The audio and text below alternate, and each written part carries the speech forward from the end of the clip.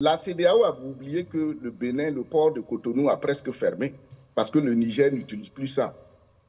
Le Nigeria connaît aujourd'hui combien de problèmes économiques? Et quand vous prenez la Côte d'Ivoire, ça fait combien d'années on paie, les gens vivant en Côte d'Ivoire, les étrangers paient des taxes? Et tout dernièrement, ils ont réactivé une loi. Et maintenant, qu'est-ce qui se passe? Quand on parle en termes de communication, c'est ce que je dis toujours, nous les nègres, ce n'est pas la peine, surtout nos leaders. Quand on a des leaders qui ne sont pas cultivés, c'est grave. Et ça fait honte à l'Afrique. Moi, quand je l'ai vu prononcer ça, je dis, mais lui là, et puis même c'est un docteur.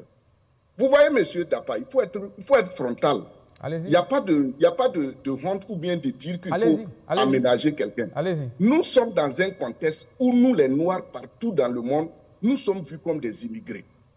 Et une personnalité comme ça vient dire en Afrique que les gens auront des problèmes de voyage et d'immigration pour créer une entreprise.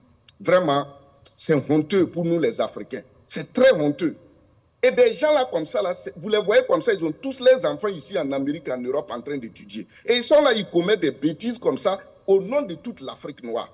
Comment regardez l'élection en France, l'immigration, le racisme.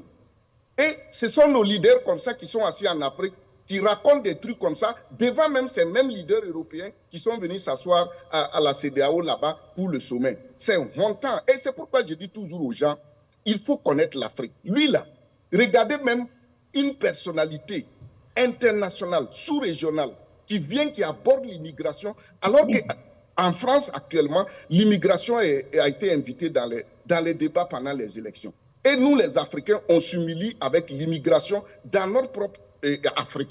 Vous voyez, qui va nous respecter? Qui va nous respecter? Maintenant, il parle de la création d'entreprises. Il y a combien de Burkinabés, d'Africains aux États-Unis qui ont des entreprises? Il y a combien de Burkinabés, d'Africains, des gens de l'AES et d'autres Africains qui ont des entreprises en Chine, qui vont en Turquie, à Dubaï? Il y en a combien qui ont des entreprises en Europe? Et si c'est entre nous, Africains, là, ils vont venir dire ça. Vous voyez, et je ne sais pas pourquoi ils lisent tout ça, mais on a comme l'impression que c'est des discours qu'on a écrits, les données. Entre nous, là même d'abord, le Burkina Faso seulement, avec le port d'Abidjan, si le Burkina n'utilise pas, la Côte d'Ivoire fait quoi? La Côte d'Ivoire fait quoi? Donc moi, je pense que d'entrée de jeu, il faut que l'AES évite de rentrer dans un ping-pong avec la CEDEAO. Et il faut éviter aussi de rentrer en concurrence. Il faut travailler. Si l'AES travaille, les autres peuples même marcheront pour dire que non, nous voulons que notre pays les rejoigne. Parce que pourquoi? Vous voyez ce qui vient de se passer.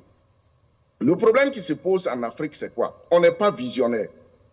On n'est pas visionnaire. Et c'est ça qui fait que les gens ne nous respectent pas. Cette crise, ils viennent de nommer des médiateurs.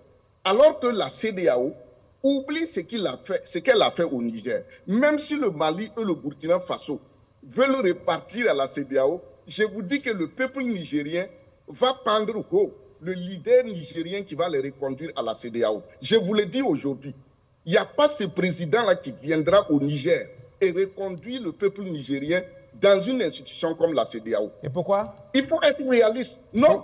Pourquoi? Est-ce que vous avez vu? Pourquoi? Parce que vous savez ce que le Niger a subi. Et je suis d'accord avec le président Ibrahim Traoré quand il aborde la question de la communication. C'est parce que les Africains communiquent très mal. Combien de morts il y a eu au Niger? Combien de morts il y a eu? Médicaments ne rentrent pas, on a coupé l'électricité. Vous prenez le Bénin. Si on avait une presse aussi libre, on devait faire des reportages sur le Bénin pour voir la santé économique du Bénin. À cause de quoi? La CEDEAO. Surtout que le Nigeria a trahi le Niger, qui devait construire un barrage pour avoir son électricité. Mais ils ont dit non, on va vous fournir. Donc, vous envoyez des médiateurs et vous sortez, vous menacez, vous humiliez même toute l'Afrique. Donc moi, je pense que là où nous sommes actuellement, moi, j'appelle tout un chacun de nous à se faire respecter. Vous voyez, l'Afrique aujourd'hui, c'est ça qui nous manque. Et ce que la CEDEAO a fait, elle ne fait que continuer de mal en pire. Ce n'est pas joli.